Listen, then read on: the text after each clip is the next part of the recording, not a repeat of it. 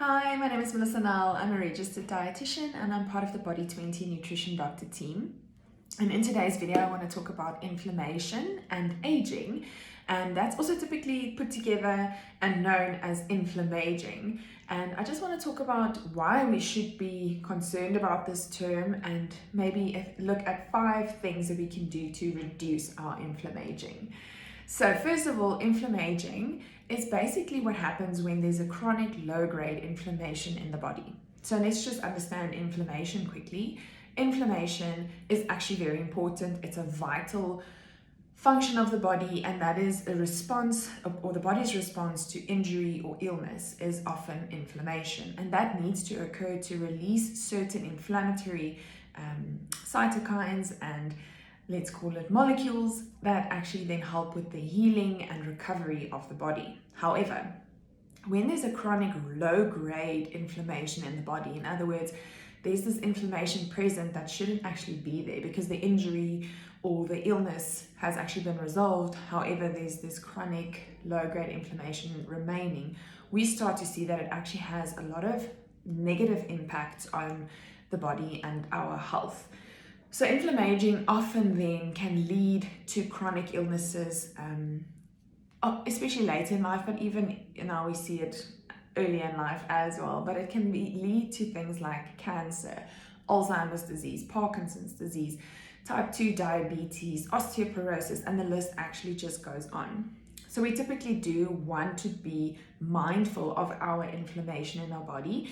And like I've mentioned, inflammation is important, so we don't want to completely make sure that we never ever have any inflammation, like taking anti-inflammatories every day even though you don't have an injury or illness, because we need some form of inflammation. But we do want to look at aspects of our lifestyle that might be leading to a chronic low-grade inflammation that's not necessary. So the very first thing that we've seen definitely leads to an increased risk of that chronic low-grade inflammation is excess weight. So if you are carrying extra fat on the body that is definitely not necessary, we do see that fat in the body actually reduces a lot of those inflammatory molecules into the body on a regular or chronic lower grade basis. So if we can make sure that we are reducing the amount of excess fat in the body, then yes, it's nice for aesthetics, but typically for our health, it is actually very beneficial. And that's why losing weight, if you are overweight, is often one of the very first means to reduce your risk for certain illnesses, cardiovascular disease, diabetes, and the list goes on. So the 5 things I want to talk about today that we can actually focus on when it comes to reducing our inflammation and of course inflammaging is the very first one is we see in the research that calorie restriction actually has an impact on our inflammaging. So that can mean that you do something like the intermittent fasting or periodic fasting if you like that. However, it doesn't need to be that specific in terms of intermittent fasting that you're only eating a certain amount of time in a day. It can also just be caloric restriction, meaning that we are consuming less calories than what we are actually burning, and that of course then will lead to reduction in fat in our body. It is however important to remember that we don't necessarily want to recommend caloric restriction or calorie restriction if you are planning on increasing your weight, specifically through muscle, or if you are breastfeeding or pregnant and so forth. So if you are maybe not sure if you should be in a calorie restriction, make sure you reach out to us and we can make sure that you are on the best type of diet for your specific circumstances. However, if there is excess fat in the body and there's no other medical issues or health concerns, then caloric restriction, however it might be with intermittent fasting or just by normal eating less throughout the day, then that has actually been shown to be very effective in reducing our inflammation. Because of the fact that, yes, like I've mentioned, it reduces the fat in the body because of the energy balance, but it also has an impact on our insulin response, our sugar response, and so forth in the body. The next one is zinc.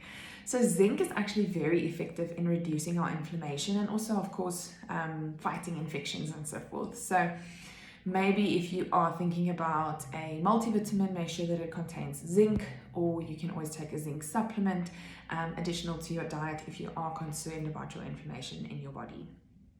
The next one is resveratrol, a tongue twister. So resveratrol is a very potent anti-inflammatory, naturally occurring agent in our red and purple fruits and vegetables and foods. So resveratrol is often the nice one, often referred to in our red wine. So people often say they drink red wine for the resveratrol, and that is definitely true. However, you do find resveratrol in other fruits like cherries, in your blueberries, and in your red and purple colored fruits and vegetables. So you don't necessarily need to drink red wine to get the resveratrol. If you do not drink any red wine and you do not eat any red or purple or blue colored fruits or foods, I would then maybe recommend taking a resveratrol supplement if you aren't taking it through your food, and don't overdo it. Use it as it is directed on the label of the supplement or the bottle that you're taking. The next one, of course, is, you've probably guessed it, exercise. So exercise has been shown to also reduce inflammation and the inflammaging.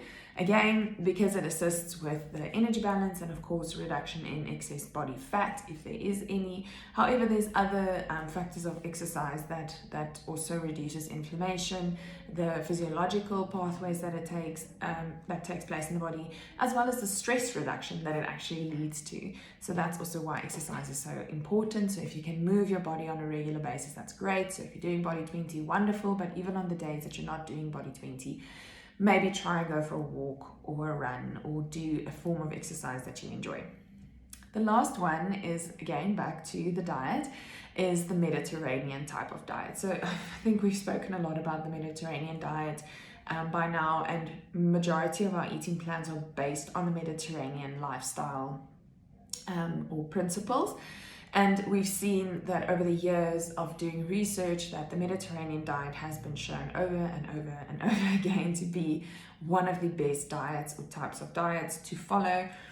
We see that people living in the blue zones, so blue zones, is basically people that live to become centenarians, or in other words, 100 plus years old. They typically live in the areas where the Mediterranean diet or principles have been followed. The Norwegian type of diet as well has been shown to be quite effective in reducing inflammation. And the main reason for that is just the types of foods and the lifestyle associated with those regions. So if we look at the Mediterranean style, for example, it is packed with anti-inflammatory foods, like, for example, foods that are rich in omega-3, like your salmon and your fish, your nuts and seeds, for example, avocado, olive oil, and that type of thing. Of course, we see people living in Italy and Greece and those regions typically also love their red wine, for example. So they're again getting that resveratrol in, but also looking at their lifestyle. It's a very more slow-paced living type of lifestyle. They take their time when they prepare their food. They also take their time when they eat their food. So they aren't as rushed. They are a lot more physically active because they're walking a lot of places. They aren't as sedentary as the Western type of lifestyle or diet.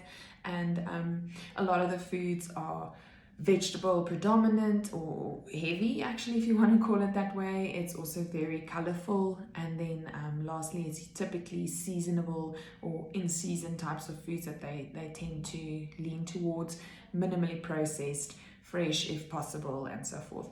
So those are the 5 things that you can think about in your life at the moment. Maybe it might be contributing to your inflammaging, and how can you actually make it or improve it. So maybe it is by looking at your diet and tweaking up a few things and changing it up and seeing that you are maybe going into a calorie restriction. If you're not sure how to do that, please reach out to us.